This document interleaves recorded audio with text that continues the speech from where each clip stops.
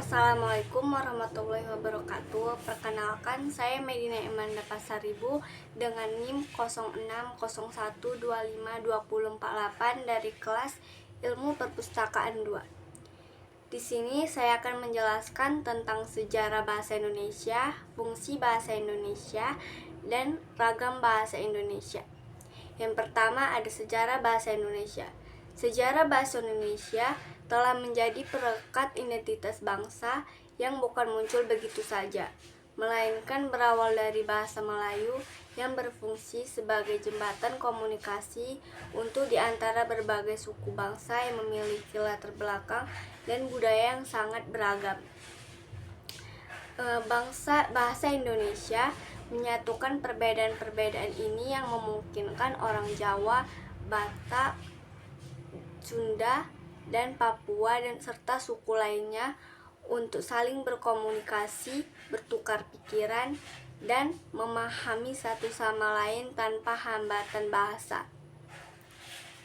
Dengan adanya bahasa ini, interaksi dan pemahaman antar budaya dan budaya daerah berjalan dengan lancar. Yang kedua ada fungsi bahasa Indonesia. Fungsi bahasa Indonesia dapat dipahami lebih dalam jika kita melihat dari dua sisi, yaitu sebagai bahasa nasional dan sebagai bahasa negara. Yang pertama sebagai bahasa nasional, yang meliputi 1. Lambang kebanggaan nasional, yaitu mencerminkan jiwa dan budaya bangsa. Yang kedua, lambang identitas, yaitu jadi ciri khas bangsa Indonesia. Yang ketiga, alat pemersatu berbagai suku bangsa, yaitu menyatukan berbagai suku dan bahasa daerah. Yang keempat, alat perhubungan antar budaya dan daerah, yaitu memudahkan komunikasi lintas daerah dan budaya. Yang kedua, sebagai bahasa negara, yang meliputi yang pertama, bahasa resmi kenegaraan, yaitu dipakai dalam undang-undang, pidato, surat resmi, dan acara kenegaraan. Yang kedua, bahasa pengantar pendidikan, yaitu dipakai di semua jenjang sekolah agar semua bisa diakses merata. Yang ketiga, alat perhubungan tingkat nasional, yaitu dipakai di media massa, pemerintahan, dan swasta. Yang keempat, terakhir, alat pengembangan kebudayaan nasional, ilmu pengetahuan dan teknologi, yaitu jadi media untuk karya ilmiah, seni, dan teknologi bangsa. Yang ketiga, terakhir ada ragam bahasa Indonesia.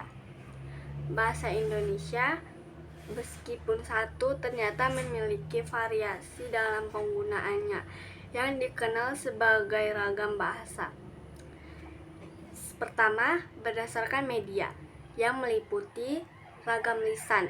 Ragam lisan yaitu dipakai lewat ucapan langsung. Contohnya, ngobrol sama teman, pidato, atau wawancara. Selanjutnya ada ragam tulis, yaitu dipakai dalam bentuk tulisan, yang contohnya makalah, surat resmi, dan laporan. Yang kedua ada berdasarkan cara pandang penutur. Yang pertama ada ragam baku, yaitu dipakai di situasi resmi, yang contohnya karya ilmiah, surat dinas, pidato resmi. Yang kedua ada ragam santai, yaitu dipakai di suasana santai atau akrab, yang contohnya chat sama teman dan ngobrol bersama keluarga. Yang ketiga ada berdasarkan pokok persoalan. Yang pertama, ragam ilmiah, yaitu untuk tulisan ilmiah, tugas dan lugas dan objektif.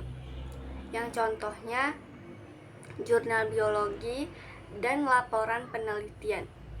Yang kedua, ada ragam sastra, yaitu untuk karya sastra yang bahasanya indah dan puitis. Yang contohnya puisi, novel, dan cerpen. Yang terakhir, ragam hukum, yaitu untuk tes hukum dan tidak boleh ambigu. Yang contohnya undang-undang dan perjanjian kontrak. Oke, Sekian video penjelasan dari saya. Semoga video ini dapat bermanfaat bagi kita semua. Wassalamualaikum warahmatullahi wabarakatuh.